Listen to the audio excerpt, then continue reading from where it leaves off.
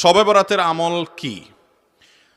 শবে বরাত অর্থাৎ যেটাকে হাদিসের ভাষায় বলা হয়েছে মধ্য শাবানের রাত, শাবানের মধ্য রজনী, 14ই শাবান দিবাগত রাত। এটাকে আমাদের সমাজে বা পাক ভারত মহাদেশে, এই অঞ্চলে, ইরানে, এই সাইডে শবে বরাত বলে। হাদিসে কোনো শবে বরাত টরাত নাই, হাদিসে আছে লাইলাতুন নিসফি মিন শাবান। তো যাই হোক, বরাত মানে যদি মুক্তি হয় তাহলে সে অর্থে ঠিক আছে। এই রাতে আল্লাহ তাআলা মুশরিক যারা শিরকে লিপ্ত, এই লোকগুলো ছাড়া, হিংসুক ছাড়া, বেদাতে লিপ্ত ছাড়া, যে ব্যক্তি সুন্নাহ মেনে চলতে চায় না, এই লোকগুলো ছাড়া বাকি সব ইমানদারদেরকে সাধারণ ক্ষমা ঘোষণা করেন।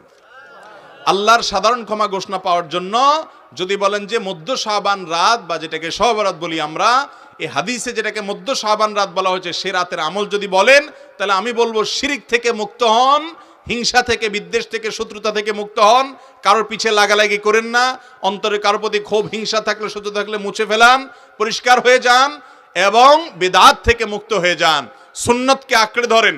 ইনশাআল্লাহ আপনি সাধারণ ক্ষমা আল্লাহর পক্ষ থেকে পাবেন। কথা কি বুঝাতে পারছি? এছাড়া যদি এরাতে কেউ ব্যক্তিগতভাবে আমল ইবাদত করে, অন্য রাতেও করে, এরাতে আল্লাহ ক্ষমা করেন, এতটুকু অন্তত হাদিস দ্বারা সাবেত অবশ্যই আছে।